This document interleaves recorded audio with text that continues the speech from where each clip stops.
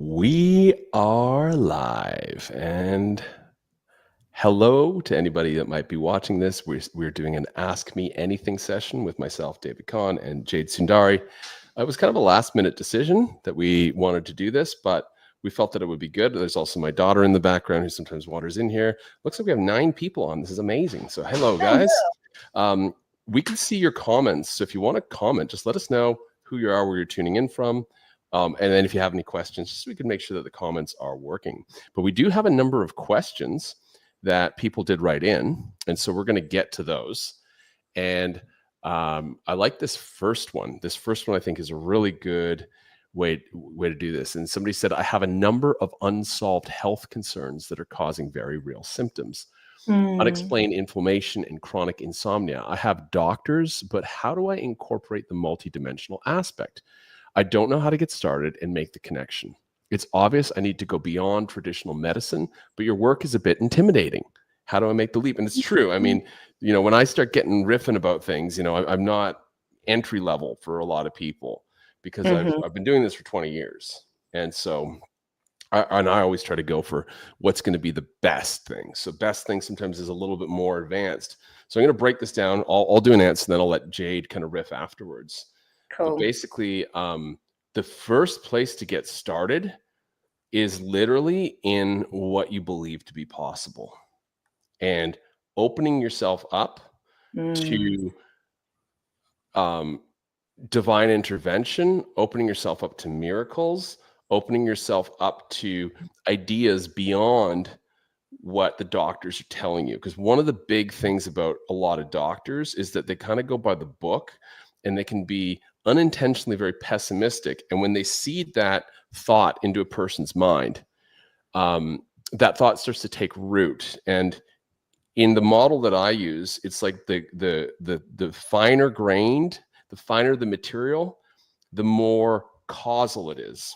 So a thought is pretty fine grained. We got lots of people saying hello. We got Sarah, Soft Silk, Milan. They're saying hello. Sarah's on the next island over right now. This is pretty cool. But anyway, but they're the driving forces. So, your heart, for instance, the quality of your attitude, it's reprogramming your DNA at all times. So if you're in a state of bliss, you're literally encoding yourself with bliss in your DNA, and you're opening up different genetic expressions. If you're in a state of panic or despair, you're also encoding your DNA with that. And it's likely you're going to be experiencing more of what we call the shadow qualities of a particular genetic expression. But I'll let Jade, take this one away. That was just my 2 cents there. I want to touch on what she said there first, that it can be a little bit intimidating, and I get that because we're pretty much weaving in so many layers and bodies of wisdom to the one container, but that's where I feel like we are taking all of this complexity and then creating it and streamlining it so it can be delivered in a very practical way. And when I look at Ayurveda, for example, it's an ancient healing science, 5,000 years old. And that was one of the original multidimensional health systems.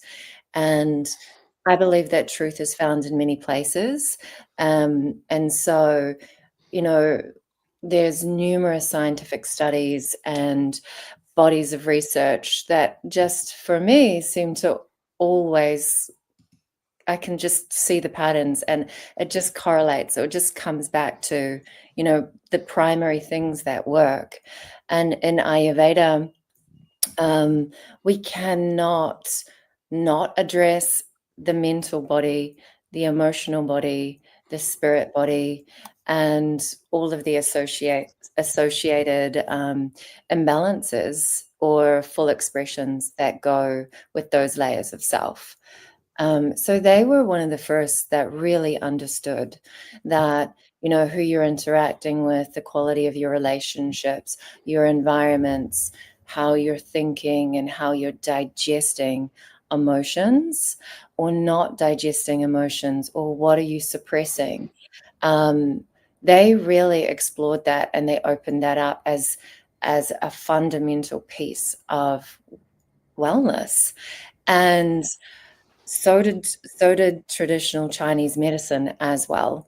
And we can get a little bit more into that in detail later on. But there was something in a question around inflammation. Is that correct? Unexplained inflammation and chronic insomnia. And And okay, I'm going to ask you though, in Ayurveda, when you're identifying a condition, where does it start? Because this is the thing I found so fascinating about Ayurveda is how far back in the chain they go. There's like 6 stages, right? And I think it's only 3 or 4 that it actually manifests physically. Absolutely, 100%. Like, inflammation is a symptom of an unhappy body, and she will know that. But it can be broken down into a formula. So it's an excess of pitta. So within all of us, we have the 3 doshas, which are a combination of the elements. But inflammation, in particular, it's an excess of pitta, and Which is fire. and water as well. So purifying the water element and strengthening the fire element. So it's quite a simple equation or formula to solve, but it's manifesting in all these complex ways. Like depression is actually an inflammatory condition. Heart disease is an inflammatory condition. But if you strip away those symptoms and come back to the emotional and the mental and body, what we tend to find is that that person might be having like perfectionism issues, or they might be having long-term frustration. They might be suppressing their creative energy and just locked into the certain grind or lifestyle that isn't congruent with who they truly are, and they feel resentful. And all of these emotions are not being addressed when they're suppressed. They have to store somewhere in the body, right? Yeah. And the body's really intelligent. For the most part, it's going to store resentment away from the brain and away from the heart, because those are our 2 most important vital organs that we want to have, our faculties and our pump. So it suppresses them, and it places them in places like the liver. Mainly the liver is the storehouse for processing anger. But then, inflammation can be that combination of things. So I would be personally, like if somebody came in for somatic body work, I would first place, as an energetic sensitive, I would be feeling around their fields and feeling where the densities are sitting above the organs, and then receiving the vision in my mind eye of where I'm perceiving those densities have accumulated. And more often than not, it's gathered around an organ, but I'm feeling it in the energetic body, and then I'm receiving information from their body as well. Like it might say, I don't trust myself, or I'm afraid I'm not enough, or things like that. It can get a little bit more nuanced. But inflammation, like, wow, it's such a big subject, and it is the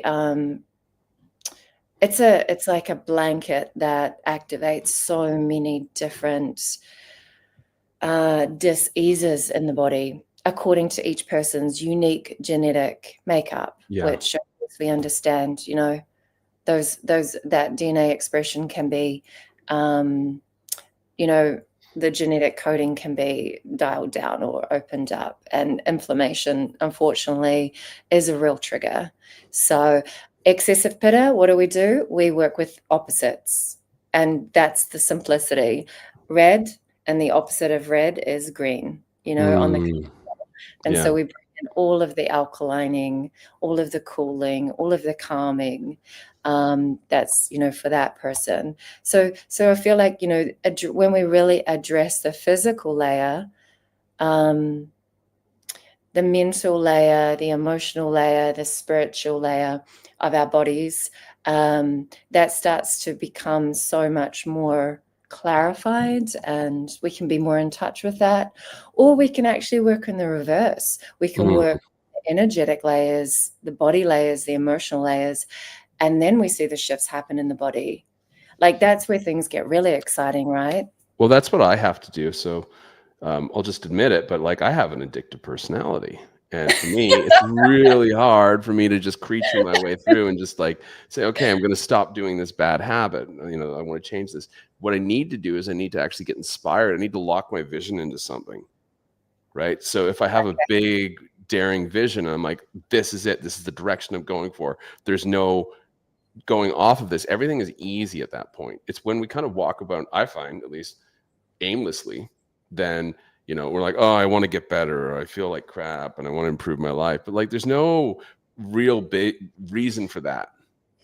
And so the vision actually is a hologram. It's a potentiality that we inherently possess. And this is what I work with quantum rebalancing, is I actually get people to tap into that hologram. And if they can't yet, I get them to tap into the plasma body and actually walk through time to a year later or 2 years later or whatever.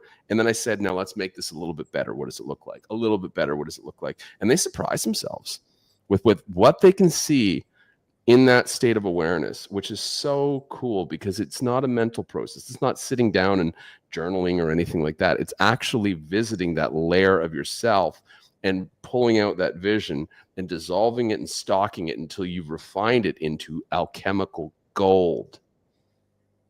And Maggie's saying here, if it is the truth, it will show in many places. That's it. There's often some uncomfortable truths that we're sitting with in our lives, and they'll show up in our health. And our body will always tell us exactly what we need to know. We just can't figure it out sometimes because we don't want to go there. Until you have one of those moments down on your knees, it's like, I'll hear anything at this point. Just tell me like it is. I don't want any more lies, or I don't want any more sugarcoating. I love how you just come out and say, I'm not going to lie, I have an addictive personality. I never know what's going to come out of your mouth. And it's so true. Do you guys need me to be perfect? Does anybody here need me to be 100% perfect? Because I'm not. It's so true. All of us have various vices, and like, look at coffee. It's the most socially accepted, addictive substance that there is. We all want to feel good. But what I'm hearing with what you said is it certainly makes it easier when you have a vision to work towards, or can be accountable. Or what I'm also hearing is the strength of co-creation with health. Totally. And we can't do it alone. We can try, we can have the best intentions, and we can be tracking along. We might see something on Instagram or on Facebook that's inspiring, and we're like, let's go for that. But you kind of run out of steam unless you're a particular type of personality, or the temptation will come in, or there you go. This comment's perfect. Damn, I like food way too much. Smiley face. Jade, do you like food? Do you like eating tasty things? I am such a foodie. But you're radiant and you're in good shape otherwise. And I think you said it to me once, and it just made my whole body relax. So like 80-20. 80% of the time you're eating clean, 20% of the time you're having fun. And like there's certain things, it's just there's healthier ways to do them. Like I like charcuterie boards. You can actually make charcuterie boards really, not so bad. Actually, the stuff in there is not bad unless you're using poor quality ingredients. I think part of the issue nowadays is just the toxicity in certain foods when the quality is off. Because, I live on a little island where they grow everything here. And I tell you, when you start eating the homegrown food that doesn't have anything added to it. You're eating the same things, a burger and sweet potato fries from the organic farm. It's a little bit different than McDonald's. And what Yeah. it's not this like, here's your burger. Like it comes out of this like chemical machine. Yeah. Yeah. I mean, I love food as well. Absolutely. But I learned early on in the piece when I was going through, a real radical healing transformation, that the real key was actually not giving myself more. It was actually emptying out and then optimizing and then reintroducing. And then it's like the way that you metabolize and extract energy from the foods completely changes. It's like you've woken up your body, you've given it a rest. There's a question here. Oh, you can see the questions good. Yeah, I'm just popping them up on the screen here. So Sarah's asking, Jade, can someone do a session with you regarding this inflammation topic? First question at a distance. Okay.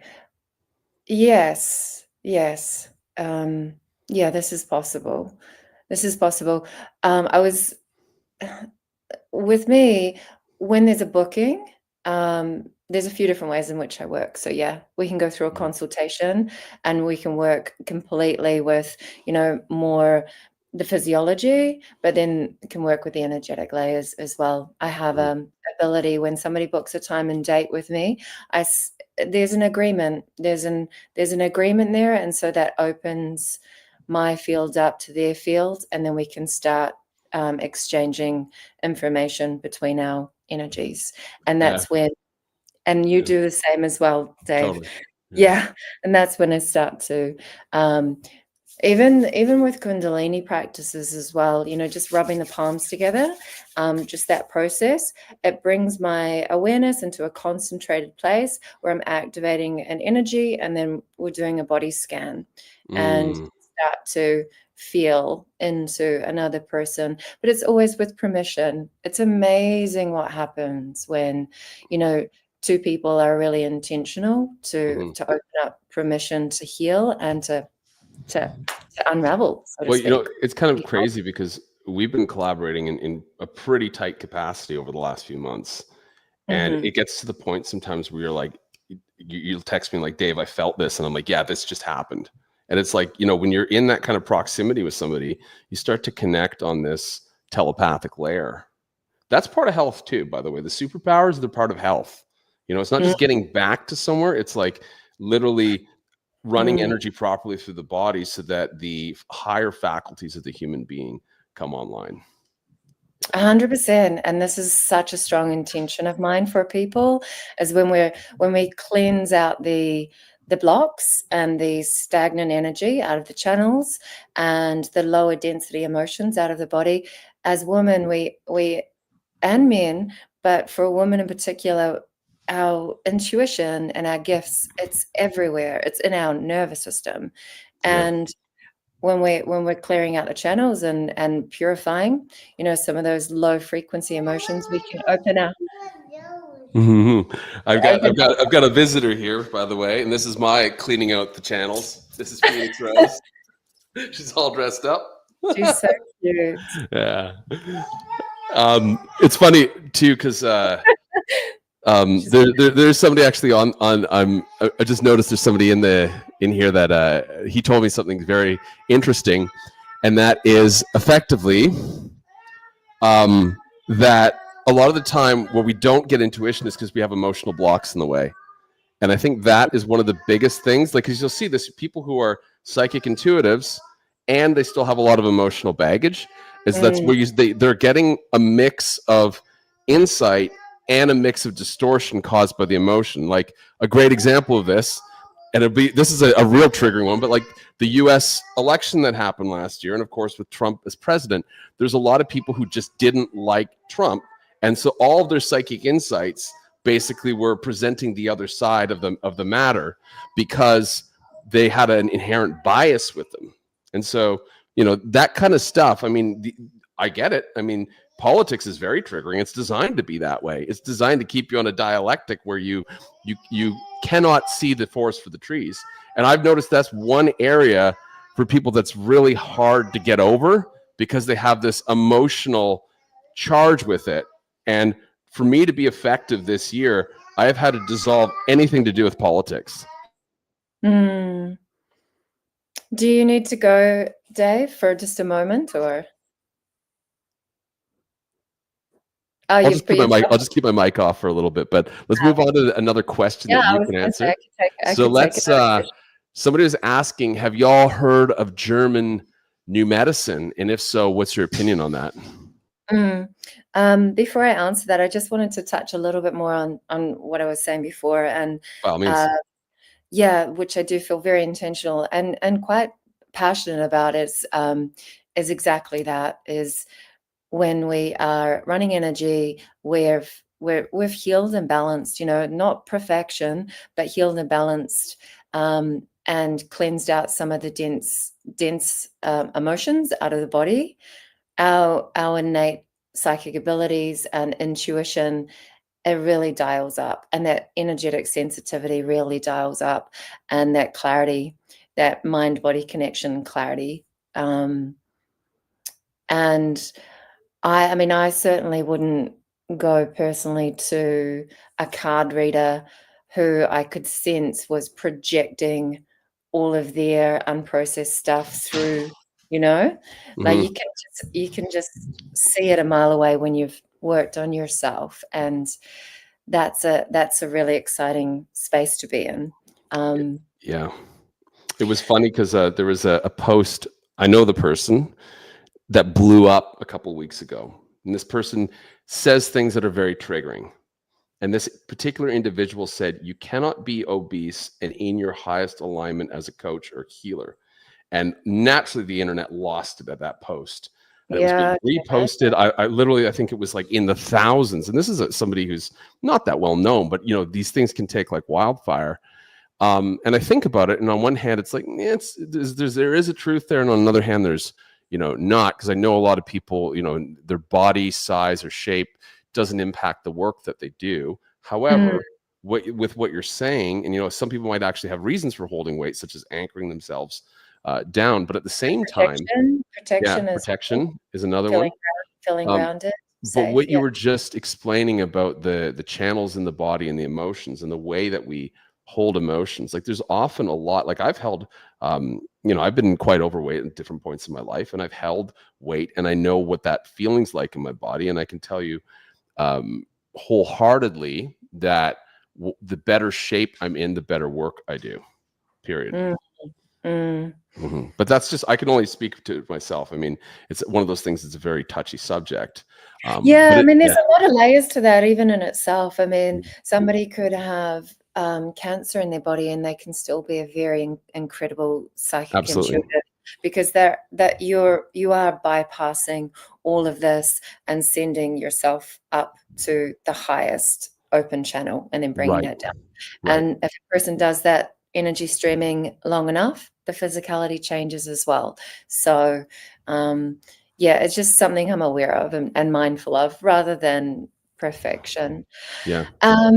This question on, have we heard of German new medicine? Coming and back our to opinion on it. So this is Dr. Reich Hammer's work, and he speaks of the 5 biological laws, and inside that, one of his big ones is that psychological trauma and shock or isolation or will show up in the body. And then he's sort of mapped it out, which is that the next is to take that person away from a holding pattern. And this is my understanding as well, is, if there has been a past timeline of trauma,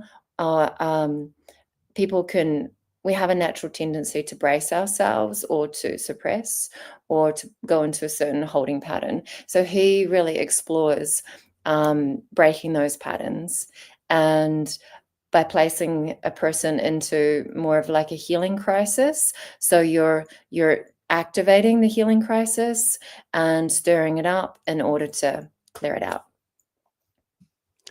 And Very then, cool. yeah, he also talks a bit about, he calls it evolutionary held patterns. We might call it ancestral traumas, which a lot of us can become aware of. So that's one of his biological laws. And then I believe he's quite heavy on microbiome as well. So not that, it's a root cause. It's more an imbalanced microbiome is a symptom of, the resentment held in the body. And then the microbiome it's a living ecology. We are a living ecology. So everything is moving and suppressing and circulating all the time according to, the poisons that are deeply rooted in our bodies. And it's not to say that, these emotions are wrong. I mean, anger, resentment, these are all indications that perhaps boundaries have been crossed, or, it's different to circulate an emotion and to feel it and to own it than it is to have a trauma that's deeply impacted and then suppressed. And then that manifests and festers and becomes a poison. Like they're two very different things, right? So and then I think there's a final phase where he's all about reawakening a body, with more microbiome and enzyme therapy. But I'm not an expert on his work. I just have touched on it with some awareness, where I tend to look at the new bodies of knowledge and just overlay it with the ancient wisdom and see, there's always a formula. Even though people are expressing in lots of different ways, there's always a formula of coming back to activating the digestion, for example. Yeah. And Fun Fishy says, I find people who use German new medicine tend to be schematic and just repeat what they learned. So, that might be our experience, but I found that with human design a lot of the time. Human design is an amazing system, but if you go into some of these groups and you actually talk to some of the people, and it becomes a common thing, when systems are at a certain level of complexity, I find that they can often get too mental. And so I really like what you just said. Like, you've touched on it, you've felt into it, you've explored it and said, yep, this is complementary, but you don't call yourself that's all I do. It's sort of, you relate it with the larger body of wisdom that you possess from other things that you've studied or other things you've come across. I think that's, one of the most powerful things is the use of our intuition and just trusting ourselves. If we could actually trust ourselves that we know answers and that we can figure out the things that we need to know, that is a very powerful step. And again, it can be scary, and that, there's sometimes you have to make decisions, and your whole family would be like, that's a terrible decision because they're coming from their conditioning. And, it's sort of like, it's not socially acceptable to do something, but your body is screaming at you to do it.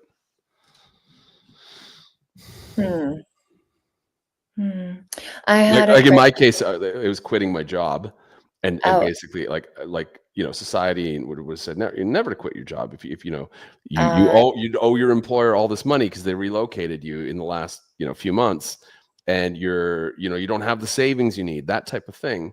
Right. But I went with it, and it worked out in spades. And sometimes these exponential leaps or these octave leaps, they require us to do things that look pretty drastic. Now, I don't generally recommend in every case people do drastic things, though. Yeah, absolutely. Living in alignment with your truth is a powerful influencer when it comes to your health, your mental health, emotional health. I think, we all know that intuitively, yes. But yeah, it's definitely a core piece, is checking in with yourself, deconditioning, clarifying, and then I find in most cases, when really working with somebody and holding a space of deep listening, it just enables that person to elicit the answers that they already have within. And I know that you do that work also with quantum rebalancing. So Yeah. Here's a good And time. that's where Oh, we go can ahead. remove the overwhelm, right? Yeah. Here's a good question actually that came up. So, where do meridians live on the 7 density body chart? What material they made of? And she was at the workshop I did recently, which Mhm. if you wanted it, it's amazing. When Jade and I both did it, it's called Activating Your Multidimensional Self Healing. It's a pay what you want workshop. You can find it in the description. But I gave this chart here. So we talk about physical, emotional, mental, and then we call these other bodies spiritual. And that's just not accurate. It's sort of like, if you said, oh, the EMF spectrum, the electromagnetic spectrum is just frequency. Well, there's radio waves, there's sound waves, there's gamma waves. They all have their own specific qualities to them. So here, the density 4 is a lot of the time where we find our prana and our life force happening, like the really like visceral life force. There's different densities of that. You could subdivide this even, but that's where I see that layer. It's almost so close that we can't not feel it. Like if you've ever had acupuncture and you feel the energy moving through your body, that's what you're feeling. You're feeling it at the density 4 level. Same thing with Reiki, same thing with pranic healing. That is where you get a lot of this. Now there is subdivisions of this, and I'm being very general with this because it's a much more complicated conversation that I don't want to have in a setting with people who maybe have not worked with me for extended periods of time and understand the larger context. But that's basically where we see it. And the other thing too is, from your work with Kundalini, Jade, and I'll bridge this, is when people take care of their pranic bodies, when they take care of their prana, do you start to see changes in their psychology, their emotional health, and their physical health? One of the questions that I got was, how does Kundalini affect the amygdala? And if we look at what the amygdala does, it governs emotions, memory, and behavior. So inside all of that is your holding patterns, your conditioned way of being. It's all the flight and fight. So when you're consciously working with unfurling Kundalini, running it up through the channels, and it hits the heart, an interesting thing happens. When it hits the heart, the energy doubles, and then you bottleneck it into the throat, and then directing it through into the midbrain. And this doesn't always need to be just this like exponential, like awakening where you're on fire. When the channels are open, it's actually quite smooth and you're just circulating energy. And so when that raw creative life force energy is purified and cultivated, it's like a helium balloon and it starts to rise and it can just gently float up through the channels. And then a beautiful thing happens when it hits the midbrain, which is where we're consciously directing it. It starts to take you into a parasympathetic state, and that's where we become. And I've seen this so many times with my clients or in my group programs. They're like, wow, I'm not yelling at my kids anymore. I'm just like staying centered and I'm responding. So you're a lot more interconnected to every part of yourself rather than being like, Yeah. You reactive. you described it too as like literally dissolving trauma from the pathways. Like there's one time we were talking about this, and Yes. like you literally just felt that doing this and running this energy, like trauma that was lodged there, like PTSD, like some of the dense stuff from childhood, it just dissolves. The stuff that we, Yes. go to therapy for years for, the stuff that like we just spin around in circles and it keeps beating us over the head and popping us up when we don't expect it. That's gone. Gone, Yeah. gone. Yeah. Yeah. Yeah, it starts resolving and dissolving. I use those words a lot because it can just be a gentle melting of Mm. the traumas in those neurological pathways. And I think that was certainly my experience. And when that happened, I started to get curious and started to understand a little bit more about these ancestral patterns, like anxiety, for example, that can be passed down through a survival mechanism, through generations, and then it's manifesting as a person being really sensitive to anxiety. But when you clear out those blocks out of all the layers of the body, we can just, feel so much more fortified and clear and in touch with our intuition and psychic abilities as well. But it fascinated me so much that I went on to study neuro-linguistic programming. So it's the understanding of, how things are synapsing and bridging and opening. And then with Kundalini, it's like I was fascinated because I felt like I was running light down those channels. Oh. Because when there's been a trauma pathway, there's been a synapse, and so there's a diversification that happens in the mind, and that's why We call it fragmentation, right? Like your mind your neural pathways fragment. Mm-hmm. So uncommon perspective, but I embrace that trauma is a gift, and it's part of our evolutionary function, and that if you can purify, like you go into a traumatic experience, it's fucking horrible, excuse me, but like whatever, if it's a car accident, I do not wish abuse or a traumatic experience upon anybody, but it can be transformed and transmuted because there's a neurodivergency that happens where everything's diversifying, and it's like a tree is opening up in your brain, and now you have more abilities if you start running light down those channels. You've like branched out a little bit more. So that's one way. That's so powerful. Sorry to interrupt you here, but my God, that is so powerful because I know a lot of people, and for decades they get stuck in the story of their trauma, and they end up feeling hopeless. They just jump from one thing to the next. And what you're saying is like, you know what? This thing not only can be your teacher, but like when you run light down those pathways, it's there to actually make you better. It's there to bring you not back to where you were, but beyond that. And I think that should be a huge message of hope for people maybe that have been stuck in a situation for a long time. If you're listening to this right now,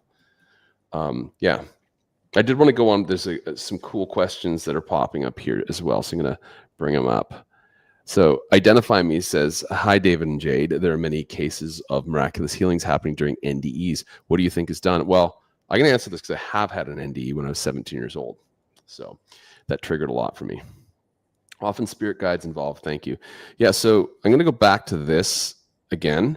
So when you have an NDE, your consciousness basically is no longer rooted in these three layers. Your human psychology, the memory bank of things you've done, that's gone. Your emotional being. This is where ghosts arise from, like fragments and leftovers. But your consciousness basically catapults back into here. And so if it's an NDE where you actually return and plug back in, it's like your consciousness has the ability to refresh itself with the intelligence that resides in those other bodies. And so when it goes there, it can often access these key points that reside in the higher bodies that maybe weren't as possible for an individual because so much of their consciousness was entrained into the lower three bodies, the physical, the emotional, and the mental. And so when they can then go into those higher layers, it opens up new pathways. Now, when I say pathways here, this is beyond pathways in the brain. Of course, they will manifest as new brain activity when they come back in. You can see this on brain scans, when people are coming in with this healed state or this new abilities and stuff like that, they pick them up on brain scans. Yeah. Like this, so it isn't, we're not just talking about magic. We're talking about real measurable things. They just don't know. The model of science doesn't allow them to know why it's happening. But of course there are scientists, like, I keep recommending The Holographic Universe as a book to read by Michael Talbot, because he's showing you that there are scientists that have been working on this for centuries, and some of them are mainstream, and a lot of them aren't, though, and that they are measuring these things, and they're saying, look, and some of the studies they've done in Russia would blow your mind. The stuff that's actually sanctioned, again, politics aside, what's going on in Russia allows for a lot of really cool stuff. Even with what you do with peptide bioregulators, a lot of that research is coming out of Russia. And one, for instance, is like, I think of like Kozarev's mirrors, where they built a giant mirror you sit in a Fibonacci spiral. And basically he did it in the Arctic, and he would transmit messages from the person sitting in there to 2,000 people around the world. And they would 90% success rate of the people being able to write down what was happening. And they said the longer people spent in the mirror, the more their ESP and their psychic abilities came online. And in fact, these mirrors now are used in the Healy devices. So they're quantum computers made from a certain geometry, which is the Fibonacci spiral. But this was basically done by the Soviet government. They funded the whole thing. That kind of funding does happen in America, but you never hear about it until the CIA declassifies the documents. But over there, it's different. And what they do with medicine is much different. And so we're starting to see all of this coming more and more online. Of course, the internet's brilliant for it, but the problem with the internet is the amount of misinformation out there. Like we're kind of swimming in misinformation. So, when you go and you might look at like Gaia TV. Okay, I'm going to go look at near-death experiences on Gaia TV. You might, who knows what you're going to get?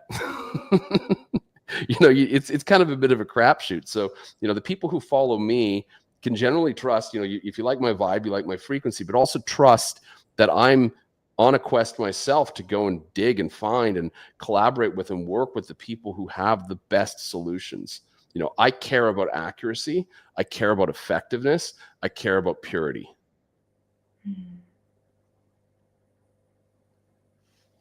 And Funfishy's also asking, Healy devices? Yeah, you go and look up the Healy. I wouldn't recommend it now. They don't make them with the mirrors anymore. So they did change over time. And that's been an observation a number of people have made on this matter. Okay, so I got a good one for you. Here's one that was written in. Did you have anything else to share on NDEs or any of that, Jade? No, not at this point. No. Okay, cool. Yeah, I remember in my own personal story, I was 17. I had it. I remember the experience, and it was like, yeah, you got to go back, Dave. And I'm like, personally, I have had a lot of interactions with the other side, but it didn't involve nearly dying. But certainly a lot of interactions with non-ordinary realities and awakening to that from an early age. And the interactions and presence was unrelenting and would not stop. And I think that was just part of my initiation into awareness, a different awareness. Yeah. Right. Yeah. Okay. There seems to be so much contradictory information out there on diets, i.e. carnivore, raw food, etc., and even detoxing. How does one actually find what is good for them without hurting themselves? Well, I'm just going to do a promotion here. You found it. You found two people hanging out that will bring you the best information that we possibly can on this stuff. Now, I don't know a lot about diets. It's not my area of expertise. Jade knows a lot about nutrition, which is great. But we're going to give it to you straight. We're not going to just get you on a fad diet that, turns out, we've already talked about this. There's been a number of people who, have reached out with questions and stuff in the past, and Jade has really said some amazing things. So this is a question for you. And I want you to take this away, and I'm just going to roll the red carpet for you to do your magic here. Okay. Thanks.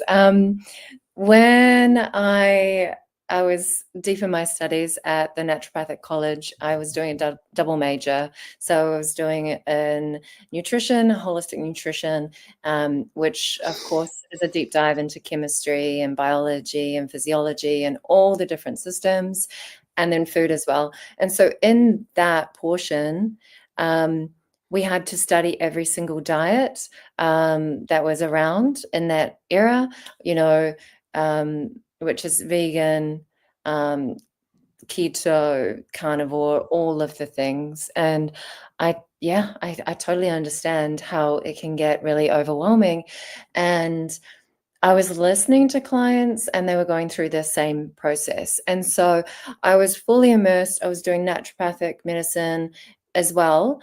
And I'm surrounded by all my textbooks. I've got all the assignments coming in, and then I'm attracting clients. And I thought, well, what if I take all of this complexity, all of the different diets, understanding the different doshas, the different, the different elements, the different blood types, and I created a protocol or a cleanse.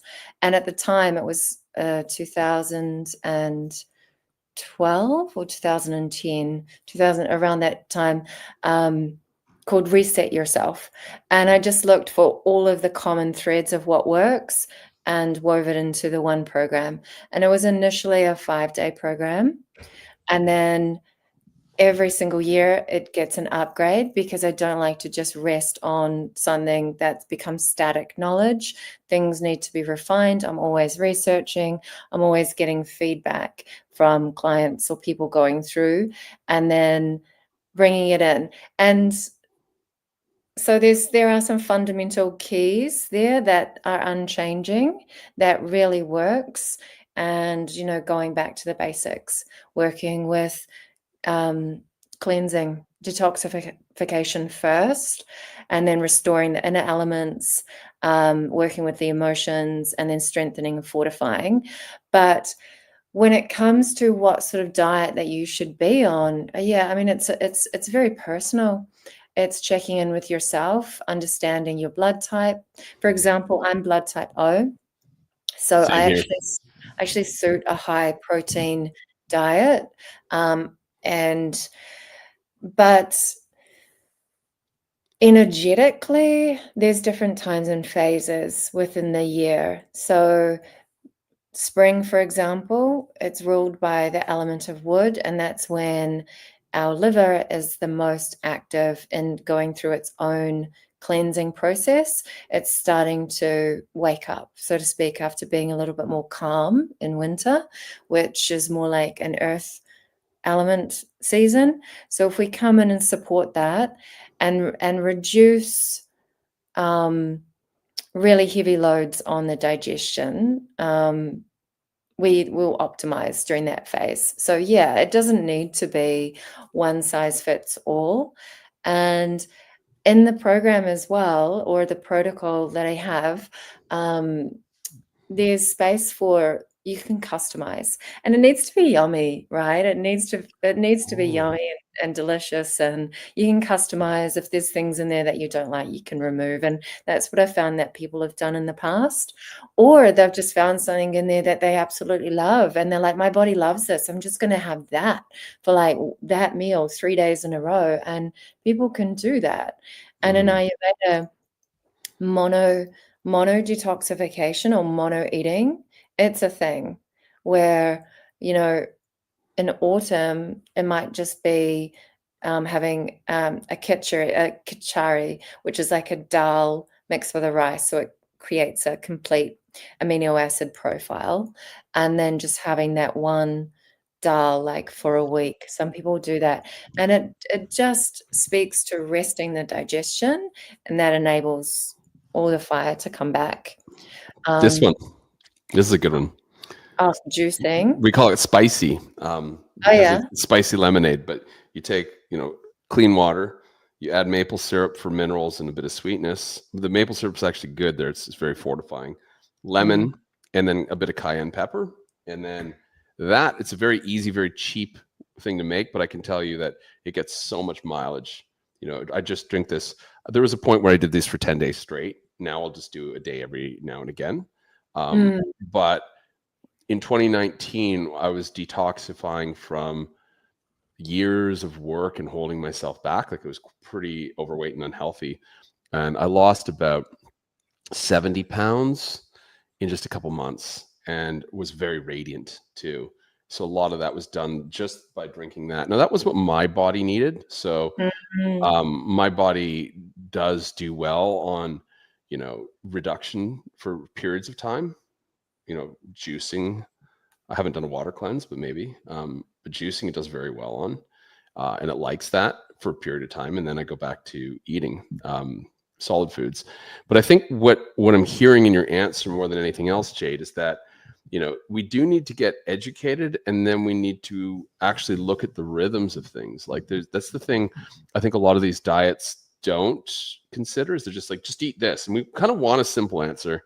Sometimes people get frustrated with food. Like they're just like I want it to be tasty and they just want to do one thing and they just want to be cheap. And that's kind of the mentality we can get versus like, how do I nourish my body? How do I fuel it? What does it need now? What does it need like, next week? That type of thing. And There's but I different think phases and different demographics as well. Like it depends what you're healing. A lot of people that go into raw food veganism at first, you're flushing, you're delivering so much nutrient dense, and that purification, it can make you feel amazing. So it feels almost like undisputable. Do you need to remain on that long term? Not necessarily. In the nourishment phase, you might want to reintroduce animal proteins gently, or the rebuilding and the regenerative phase. But initially, you're reactivating Agni, enzymes. I mean, that's what you're doing with that elixir. It's what I understand that would be resolving the earth element in your body and activating all the enzymes, which is required to produce more bile, so your liver can, just intuitively right now, I drop into juice for up till 4 p.m. sometimes, and I'll just drink high quality juices, and then I'll have meals. And my liver likes that. My body feels really good doing that. Because we're going into spring here. Cool. I think, it's been awesome. We had almost 25 people show up. And basically Jade and I are going to be working a lot more together. We're actually going to be doing a retreat this summer, which is going to be amazing. So more info on that. I'm going to, I won't say too much about it until I get the price. I'm going to go see it tomorrow. I'll send you guys all pictures when it's ready, once the paperwork's signed, because the location is pretty next level. It is amazing. But in the interim, we're doing a program together. It's called Rise 2025. The details are in the link below if you want to check it out. But it's a combination of quantum rebalancing, Kundalini, and Jade's Clear Cleanse Rise protocol. So you can learn some of these easy diet, cleansing, stabilizing, fortifying approaches that will serve you in the long run. They're very simple. And you can also get the energy work in there, both clearing out the really, primordial stuff, as well as learning to run energy through the body properly. And that's basically what we're trying to do, is create a program that hits on all of the density layers. It hits on all the layers of the body, because it isn't just about what you eat. I know a lot of people who are eating the right foods, but they haven't resolved things in their emotional body, and then they end up sick. Or, their psychology is off in some way, and, they keep running into the same problems. And they're like, well, do I need to change my diet? Do I need to double down? Do I need to be even more strict with myself? No, life's not about punishing ourselves. Like, life is like, if you want the chocolate, eat it. And some people get to the point where they have such extreme food allergies, like, I can only do this, and otherwise my body's very unhappy, or like I'm celiac, or if I eat anything other than this, I get violently ill or stomach aches. And what Jade has told me is like, we can actually get to the point where we don't have those sensitivities anymore. When the body's happy, it's like it's not a death sentence.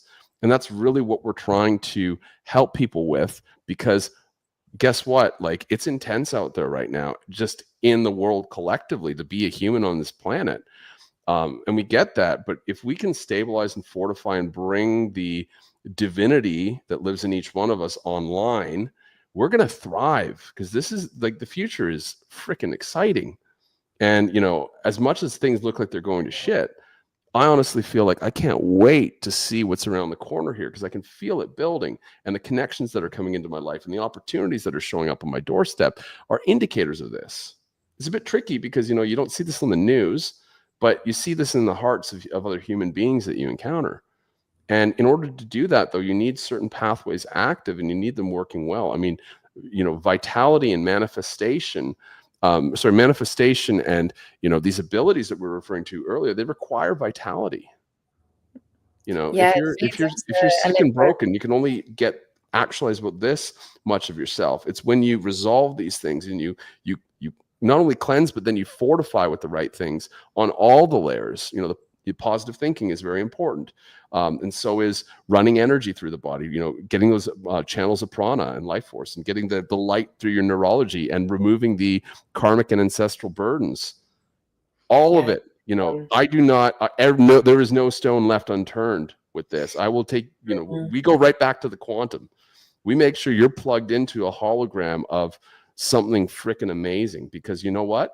If you don't do that, society's going to do that. And their holograms you're being projected and shown are not very nice. Go on Netflix. Tell me how many movies have a positive future to them. None. There's a reason for this, I feel like what's great about it is, as it is a group program, we're doing it together for a certain amount of time, and then it's done. And there's space in the community for us to share and bounce off each other at different experiences, navigate things, check in. 100%. I'm available for, I have actually a couple of people that have booked in with me for a chat prior to coming into this, because they might have something a little bit more particular. So one-to-ones is an option as well, but mostly inside the program, available to run the program, but then navigate different things that come up with people. Totally. Yeah. So stay tuned as well. We're going to be doing probably more of these. This is a lot of fun. Like I said, the comment section right now is huge. You guys are awesome. Thank you for showing up and giving us lots of love and asking amazing questions.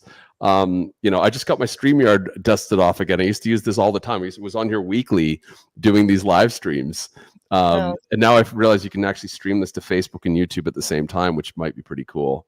So we can try that next time even. And then, the Facebook people can jump on Facebook without having to leave if you're lazy. And you just don't want to leave the platform. And the YouTube people can come on too. So, we want to, it's so much easier to get through times like this when we do it together, and you have support and you have clear guidance from people who, nobody knows really what the heck is going on, or, but we certain ones of us have been thrust into positions of support and leadership. And we got a nice comment here from Maggie. Thanks, you two. You complement each other. Yes, there's an oversoul agreement between us to do something. And obviously we have this telepathic thread that's forming, which is pretty cool.